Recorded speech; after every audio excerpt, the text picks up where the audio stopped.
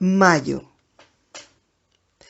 La noche anterior al domingo de Homecoming, una de las fiestas de la Iglesia Baptista de la Gracia, el reverendo Lester Love tuvo un terrible sueño del que se despertó temblando y bañado en sudor, con la mirada fija en las estrechas ventanas de la casa parroquial.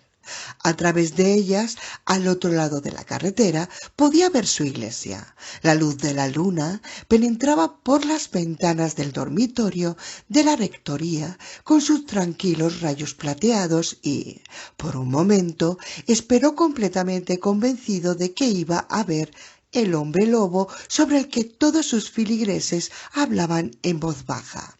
Después cerró los ojos y rezó pidiendo perdón por su momento de superstición y terminó su oración susurrando en voz baja: «En el nombre de Jesús. Amén», como su madre le había enseñado que debía terminar sus plegarias. Ah, pero aquel sueño. En su sueño ya era el día siguiente y había estado pronunciando su sermón de Homecoming. En ese domingo la iglesia siempre estaba llena de fieles. Solo los más viejos de sus feligreses seguían llamándolo el domingo del viejo hogar.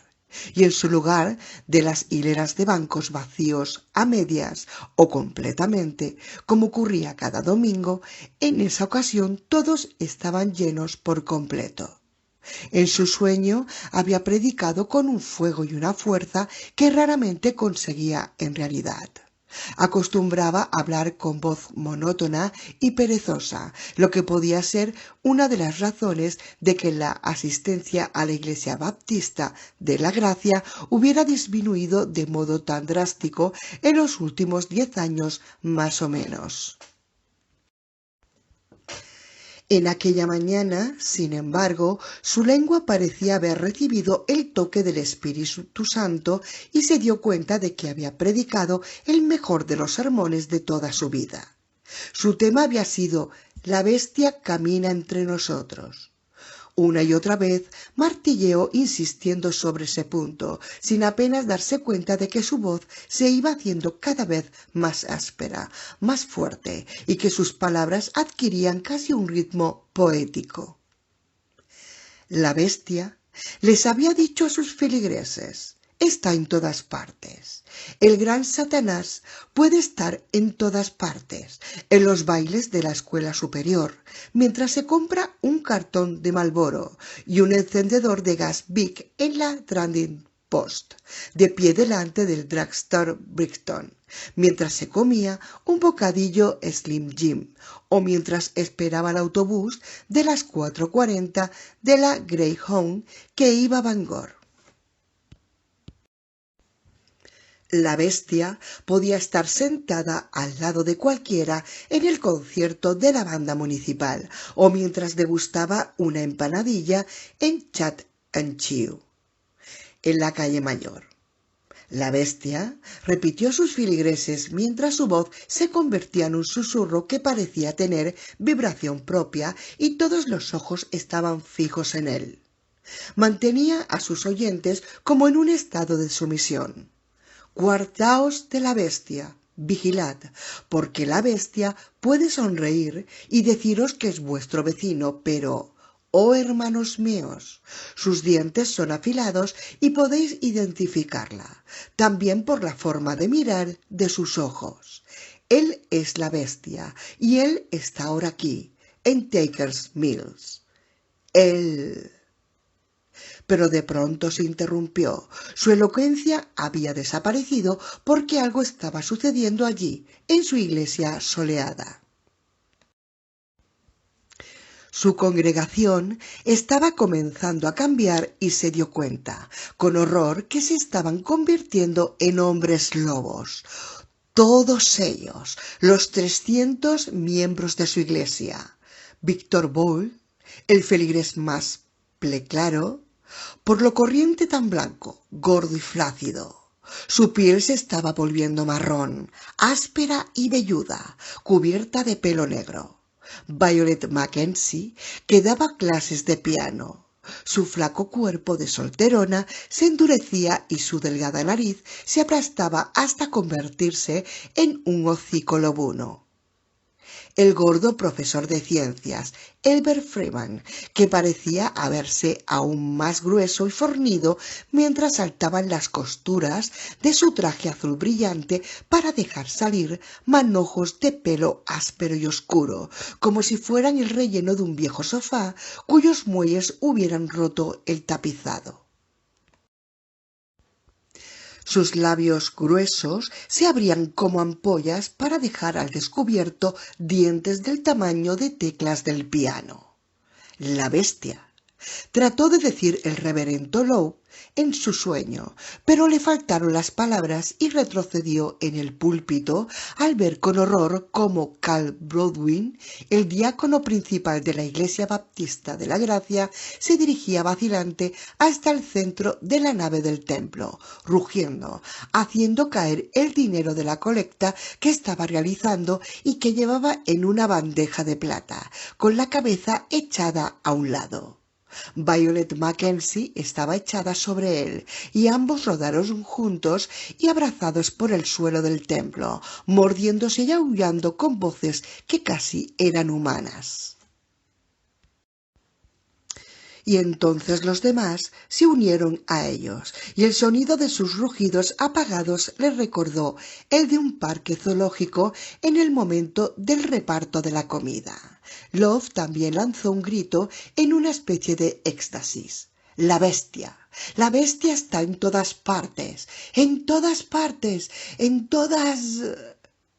Pero su voz hacía ya tiempo que había dejado de ser su voz y se había convertido en un sonido inarticulado, ronco como un aullido, y cuando bajó los ojos vio que las manos que salían por debajo de los puños de su casulla negra y oro se habían convertido en peludas garras, y en ese momento despertó.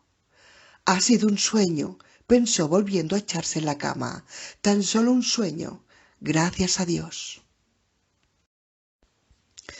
Pero cuando abrió las puertas de la iglesia aquella mañana, la mañana de un domingo solemne y festivo, la mañana de la noche del plenilunio, no fue un sueño lo que apareció ante sus ojos, sino el cuerpo degollado de Clyde Corliss, el hombre que actuaba como conserje de la iglesia desde hacía muchos años, caído cabeza abajo sobre el púlpito. Su escoba estaba muy cerca de él. Nada de eso era un sueño, aunque el reverendo Love hubiera deseado que lo fuera. Abrió los labios con un gran suspiro que trató de contener, pero no pudo hacerlo y comenzó a gritar. La primavera había vuelto una vez más, y aquel año la bestia había llegado con ella. Junio. En la noche más corta del año, Alfie Knopfler, que dirigía el Chat-Chew, el único café de Takers Mills, limpiaba el gran mostrador de formica hasta hacerlo brillar con las mangas de su camisa blanca, arremangadas por encima de sus antebrazos tatuados y musculosos. En aquellos momentos el café se hallaba completamente vacío y cuando terminó de limpiar el mostrador descansó por un momento con la vista fija en la calle y recordó cómo había perdido su virginidad en una fragante noche de principios de verano muy semejante a aquella. La chica había sido Arlene McCune, ahora convertida en la señora Vesey, tras su matrimonio con uno de los jóvenes abogados de más éxito en Bangor.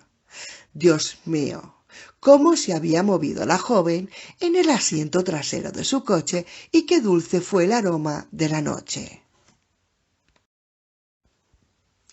La puerta se abrió al verano y dejó entrar una brillante marea de luz lunar. Alfie pensaba que si el café estaba vacío era debido a que la gente creía que la bestia solía pasearse en noche de plenilunio como aquella, pero él no estaba asustado ni preocupado siquiera. No estaba asustado porque pesaba más de 100 kilos de músculos conseguidos en su tiempo de marino. Tampoco se preocupaba por la la marcha del local, porque sabía que sus clientes regulares volverían al café a primeras horas de la mañana, tan pronto saliera el sol, para devorar sus huevos con patatas fritas y su café. Quizá debo cerrar un poco antes que de costumbre esta noche, pensó. Apagar la cafetera, comprar un par de cigarrillos en el Market Basket y ver la segunda película en el cine para automóviles. Junio.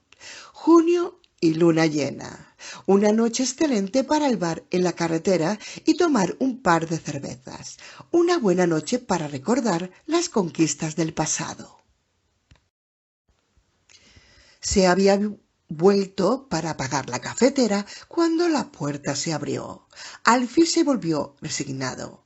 «Hola, ¿qué hace por aquí?», preguntó, porque el recién llegado era uno de los clientes habituales, pero uno de los que no solía aparecer por el café después de las 10 de la mañana. El cliente respondió a su saludo con una inclinación de cabeza y ambos cambiaron unas palabras amistosas. «¿Café?», le preguntó Alfie, al ver que el cliente se sentaba en uno de los taburetes tapizados de rojo que había junto a la barra. «Sí, por favor». «Bien, aún tengo tiempo para ver la segunda sesión», pensó Alfie, volviéndose de espaldas para preparar el café. «No tiene aspecto de encontrarse bien y no se quedará mucho rato. Parece cansado. Enfermo. Sí, aún tendré tiempo para...». La sorpresa y el temor borraron el resto de sus pensamientos. Alfie se quedó con la boca abierta, con expresión estúpida. La cafetera estaba tan limpia como el resto de Chatchiu y su cilindro de metal relucía como un espejo. Y en su superficie convexa y lisa vio algo que le pareció tan increíble como monstruoso. Su cliente, al que veía cada día, alguien a que todo el mundo veía cada día en Takers Mills, estaba transformándose. El rostro de su cliente se estaba contrayendo, como si se fundiera, y al mismo tiempo se hiciera más ancho, más gordo. La camisa de algodón del visitante se iba tensando sobre su torso, y de repente se desgarró, y sus botones saltaron. Y absurdamente lo único en lo que Alfie Knopper pensó fue en la serie de televisión que su sobrinito Ray solía ver en la televisión. La masa, el increíble Hulk. El rostro del cliente, normalmente agradable y poco notable, se transformó poco a poco en algo bestial. Los ojos de color pardo suave parecían haber adquirido una extraña luminosidad y un terrorífico color dorado verdoso. El cliente lanzó un grito, pero un grito que se quebró y cayó como un ascensor en medio de un registro de sonidos hasta transformarse en un terrible aullido de rabia. Aquello, lo que quiera que fuese, la cosa, la bestia, el hombre lobo, se había subido sobre el brillante mostrado de fórmica y tiró por el suelo un azucarero. Tomó el gran cilindro de vidrio mientras rodaba desparramado el azúcar y lo lanzó contra la pared de enfrente, donde estaban los frascos con las especias, sin dejar de rugir. Alfie se giró y con las caderas chocó con la cafetera de cristal, que tiró de su soporte y cayó sobre el suelo, donde se rompió tras una explosión, derramando el café caliente que le quemó los tobillos. Alfie gritó de miedo y dolor. Sí, ahora tenía miedo, pese a sus 100 kilos de buen músculo de marinero. Lo había olvidado todo, su fuerza, a su sobrino Ray, el asiento trasero de su automóvil con Arlene McCune. Solo quedaba la bestia que estaba allí, ante él, como un terrible monstruo de una película de terror, un monstruo horrible y furioso que se hubiera escapado de la pantalla. El monstruo se subió encima de la barra del café con una terrorífica facilidad muscular, los pantalones rotos y la camisa rasgada. Alfie pudo oír las llaves y las monedas sueltas que tintineaban en sus bolsillos. La bestia se lanzó sobre Alfie, que trató de retroceder, pero tropezó con la máquina de hacer café y cayó a lo largo sobre el linóleo rojo. Allí pudo oír un nuevo rugido terrible y sintió una oleada de aliento cálido y amarillento, y después un dolor terrible cuando las poderosas mandíbulas de aquella criatura diabólica se clavaron en los músculos deltoides de su espalda, que desgarró hacia arriba con enorme fuerza. La sangre salpicó el suelo, la barra y la parrilla. Alfie se puso en pie con un terrible desgarro, un hondo agujero que le abría la espalda. Trató de gritar y la blanca luz lunar, la luz de la luna de verano, penetró por la ventana y se reflejó en sus ojos. La bestia se lanzó de nuevo contra él. Lo último que vio Alfie fue la luz de la luna. Julio. Cancelaron los fuegos artificiales del 4 de julio. Marty Kozlov no despertó muchas simpatías entre sus amigos cuando se le comunicó la noticia, tal vez porque no supieron comprender lo profundo de su dolor. «No seas tonto», le dijo su madre bruscamente. Solía ser dura frecuentemente con él, y cuando intentaba justificar su brusquedad consigo misma, se decía que no había razón para mimar al muchacho simplemente porque era un minusválido y porque estaría obligado a pasarse toda su vida en una silla de ruedas. «Espera al año próximo», le dijo su padre, dándole un golpe cariñoso en la espalda. «Será doblemente bueno. Sí, doblemente bueno, muchacho. No te preocupes». Hermann Kozlov era el profesor de educación física en el Instituto de Enseñanza Media de Takers Mills y acostumbraba a hablar con su hijo con lo que él creía debía ser el tono de un padre comprensivo y un buen camarada. Y le decía con mucha frecuencia, como si fuera un estribillo. La verdad era que Marty ponía un poco nervioso a Hermann Kozlov.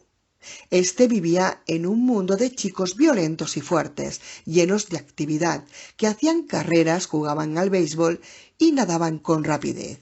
Y mientras estaba en pleno trabajo de entrenamiento, le bastaba volver la cabeza para ver a Marty, cerca de él, sentado en su silla de ruedas, observándolo. Esto lo ponía nervioso, y cuando Hermann estaba nervioso, hablaba con aquella voz de amigo mayor y repetía su y llamaba a su hijo muchacho y golfillo en tono cariñoso. «Vaya, por fin una vez que no consigues lo que quieres», le dijo su hermana mayor cuando Marty trató de explicarle cuánto había esperado aquella noche, cómo esperaba su llegada cada año, las flores de luz de los fuegos de artificio en el cielo sobre el pueblo, los brillantes colores de los cohetes y sus atronadores explosiones que repetían su eco una y otra vez sobre las bajas colinas que rodeaban la pequeña ciudad. Kate, la hermana mayor, tenía 13 años, lo que la hacía sentirse mayor frente a los 10 de Marty, y trataba de convencer a todos de que quería mucho a su hermano, precisamente porque éste no podía andar, pero en el fondo estaba encantada de que los fuegos artificiales hubieran sido suspendidos. Incluso el abuelo Kozlov, con cuya simpatía solía contar siempre, no se sintió impresionado. «Nadie va a suspender las fiestas del 4 de julio, muchacho», le dijo con su notable acento eslavo. Estaba sentado en el porche de la casa y Marty cruzó las grandes puertas deslizantes que daban a la terraza con su silla de ruedas de motor accionado por baterías para hablar con él. El abuelo Kozlov estaba sentado contemplando la falda del prado que se extendía hasta el bosque con una copa de schnapps en la mano. Eso estaba sucediendo la tarde del 2 de julio, es decir, 2 días antes de la fiesta nacional. Solo se cancelarán los fuegos artificiales, y ya sabes la razón. Marty lo sabía. El asesino era la causa. En los periódicos se le llamaba el asesino de la luna llena, pero Marty había oído muchos otros rumores que circularon entre los alumnos antes de que terminaran las clases con las vacaciones veraniegas. Muchos de los niños iban diciendo por ahí que el asesino de la luna llena era un hombre real, sino una especie de criatura sobrenatural, un hombre lobo, posiblemente. Marty no lo creía. Para él, los hombres lobo eran solo cosa de las películas de miedo, pero pensó que podía ser algún tipo chalado que sentía necesidad incontrolable de matar en las noches de plenilunio. Y los fuegos artificiales habían sido suspendidos por esa especie de estúpido toque de queda. En el mes de enero, sentado en su silla de ruedas junto a las puertas corredizas de la terraza, observando cómo el viento hacía correr los copos de nieve sobre el suelo cubierto por una cristalina capa de hielo duro, o de pie junto a la puerta principal, con sus piernas artificiales, rígido como una estatua, mientras observaba a los otros chiquillos que empujaban sus trineos hacia la colina de Wright, fue un consuelo para él pensar en la noche de los fuegos artificiales. Evocar la cálida noche de verano, una Coca-Cola en la mano, las rosas de fuego floreciendo en la oscuridad, las ruedas de artificio girando y la bandera norteamericana formada por las bengalas. Pero los mayores habían decidido suspender los fuegos artificiales. Y dijeran lo que dijeran, Marty tenía la sensación de que era realmente todo el 4 de julio, su 4 de julio, lo que habían condenado a muerte. Solo su tío Al, que había llegado a la ciudad ya bien entrada la mañana para compartir el tradicional salmón fresco con guisantes con la familia, lo había comprendido. Lo había escuchado con atención, de pie en la terraza, mientras el agua goteaba de su empapado traje de baño. Los demás estaban nadando y divirtiéndose en la nueva piscina de los Coslow, al otro lado de la casa, después del almuerzo. Marty terminó y alzó los ojos para mirar a su tío Al ansiosamente. ¿Te das cuenta de lo que quiero decir? ¿Lo comprendes? No tiene nada que ver con que sea un inválido, como diría Katie, o que identifique a Estados Unidos con los fuegos artificiales, como piensa el abuelo. Solo que no es justo que, tras haber esperado algo con tanta ilusión, no es justo que Víctor Bowl y un estúpido concejo municipal salga ahora diciendo que lo suspende. No debe suspender algo que uno necesita tanto. ¿Lo comprendes? Hubo una pausa larga y pesada mientras el tío Al estudiaba la cuestión planteada por Marty. Tiempo suficiente para que Marty pudiera oír el arrastrarse de la plancha de buceo en el fondo de la piscina, seguido por las palabras entusiásticas del padre en el agua. «¡Mira, Kate! ¡Mira! ¡Fantástico! ¡Realmente fantástico!». Tío Al dijo con calma: «Vaya si te entiendo. Tengo algo para ti. Creo que te gustará. Quizá tú mismo puedas celebrar el 4 de julio por tu cuenta». «¿Por mi cuenta? ¿Qué quieres decir?» «Ven conmigo a mi auto, Marty. Tengo algo. Bueno, ya lo verás. Ven, que voy a enseñártelo». Al se dio la vuelta y se encaminó por la senda de cemento que rodeaba la casa antes de que Marty pudiera insistir preguntándole qué quería decir. La silla de ruedas se puso en marcha con el zumbido de su motor eléctrico por el camino de cemento, alejándose de los ruidos de la piscina. Zambullidas, gritos alegres, risas y el sonido de la plancha de buceo, lejos de la voz atronadora del mejor amigo de su padre. El sonido de su silla de ruedas era como un sordo zumbar, como el de un gran insecto que Marty apenas oía. Toda su vida ese sonido, o el craquear de sus piernas artificiales, habían sido la música de sus movimientos.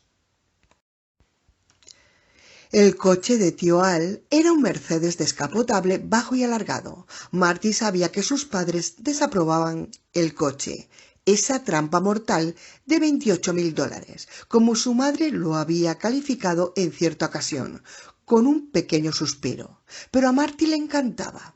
El tío Al se lo había llevado en cierta ocasión para dar un paseo por alguna de las carreteras apartadas que cruzaban Takers Mills y había hecho que el coche alcanzara los 130, quizá los 140 kilómetros por hora. No había querido decir a Marty la velocidad que habían alcanzado. Si no lo sabes, no te asustas, le había dicho. Pero Marty no se había asustado en absoluto. Al día siguiente le dolió el estómago de tanto como se había reído con su tío Al. Este sacó algo de la guantera del coche. Marty tuvo su silla junto al automóvil y su tío puso un gran paquete de celofán sobre sus maltrechas rodillas. «Aquí lo tienes, muchacho», le dijo. «Feliz 4 de julio». Lo primero que Marty fue una serie de exóticos caracteres, las letras chinas, sobre la etiqueta del paquete. Después, cuando descubrió lo que había dentro, su corazón pareció contraerse dentro de su pecho. El paquete de celofán estaba lleno de cohetes, bengalas y otros fuegos de artificio. «Esos que parecen pirámides son cohetes serpenteantes», le explicó su tío. Marty, absolutamente atónito de alegría, quiso abrir los labios para hablar, pero de ellos no brotó ni una sola palabra. Enciendes la mecha, los sueltas y escapan por el aire retorciéndose y soltando tantos colores como hay en el aliento de un dragón. Los alargados, que parecen tubos, son cohetes luminosos. Los pones dentro de una botella de Coca-Cola y los enciendes. Los otros más pequeños son surtidores de luz. Estos son bengalas y, naturalmente, también tienes un paquete de petardos. Lo mejor que puedes hacer es prepararlos mañana. El tío Al dirigió una significativa mirada al lugar de donde provenían los ruidos de los que se bañaban. «Muchas gracias». Por fin Marty estuvo en condiciones de decir algo. «Muchas gracias, tío Al». «Pero no le digas a nadie quién te los ha dado», le advirtió su tío. «Si quieren saber, que vayan a la escuela, ¿de acuerdo?» «De acuerdo», repitió Marty, aunque no estaba muy seguro de qué tenía que ver el aprender y el ir a la escuela con los fuegos artificiales. «¿Estás seguro de que no los quieres, tío Al?» «Puedo comprar más», dijo el tío Al. «Conozco a un tipo que los vende en Brighton. No para de vender todo el día. Está haciendo un negocio fantástico». Puso la mano sobre la cabeza de su sobrino. «Celebra tu 4 de julio después de que todos se hayan acostado, y no enciendas ninguno de los petardos ni los cohetes que hacen ruido para no despertarlos. Y sobre todo, ten cuidado con no volarte una mano o mi hermana mayor nunca me volverá a dirigir la palabra». El tío Al se metió en el coche y puso en marcha el motor, que pronto adquirió vida con un ronco rugido. Levantó la mano para saludar a Marty y desapareció, mientras Marty intentaba todavía repetir sus palabras de agradecimiento. Se quedó un momento inmóvil en su silla de ruedas, tratando de contener sus sollozos y no romper a llorar.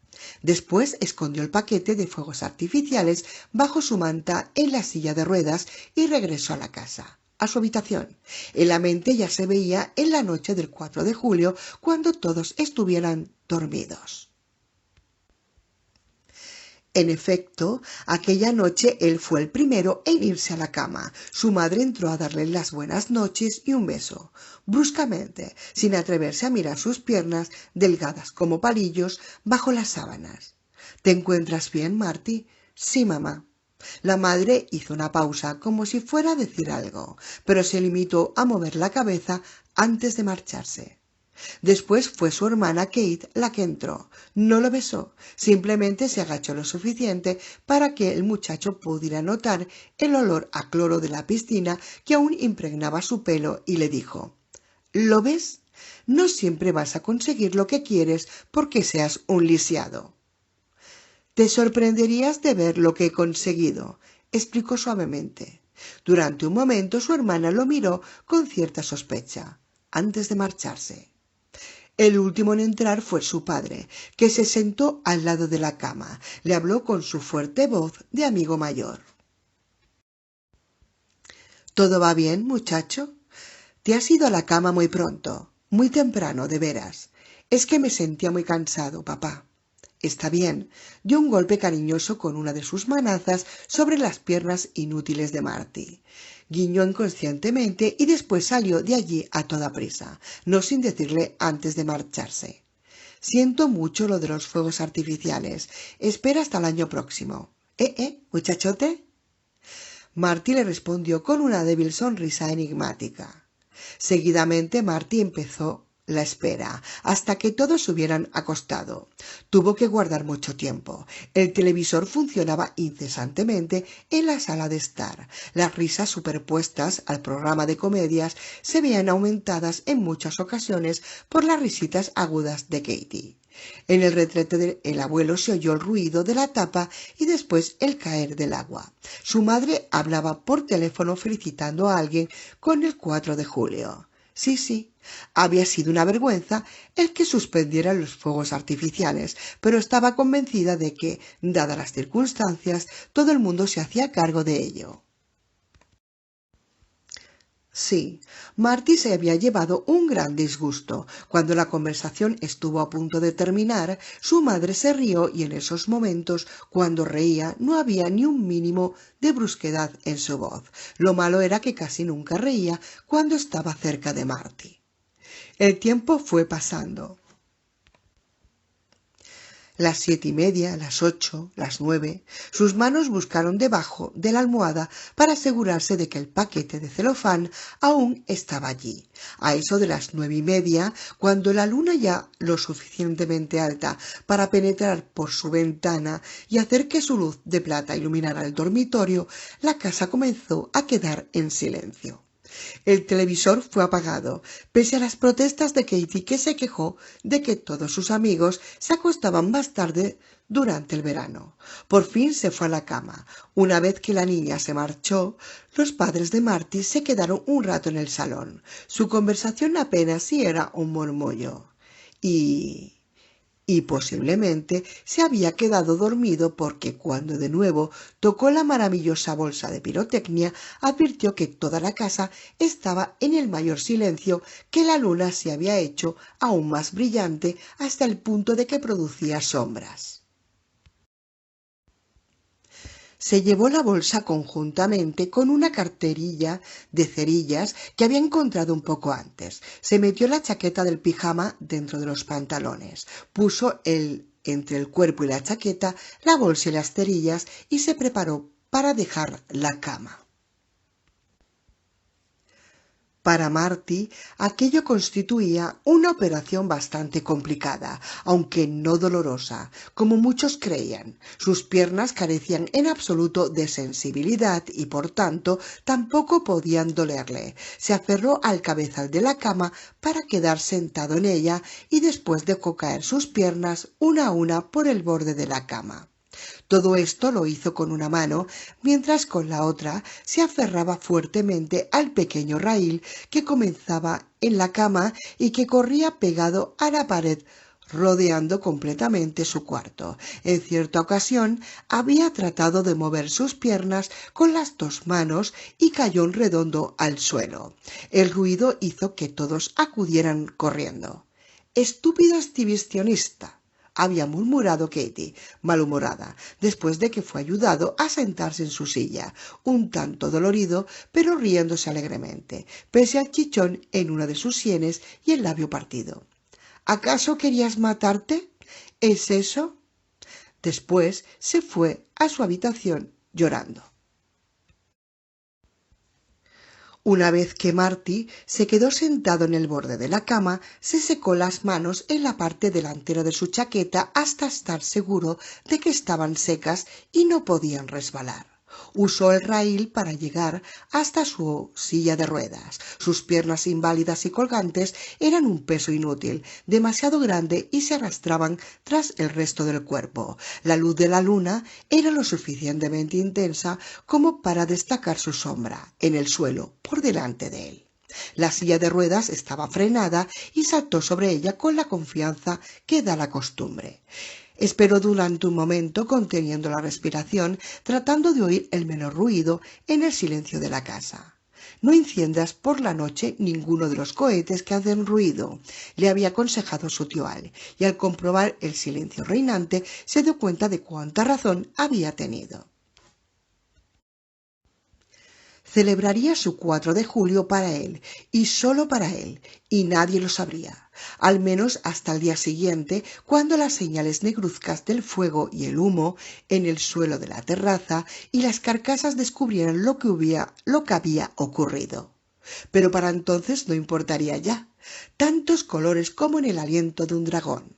Le había dicho también el tío Al. Marty supuso que no habría ninguna ley que prohibiera a un dragón respirar en silencio.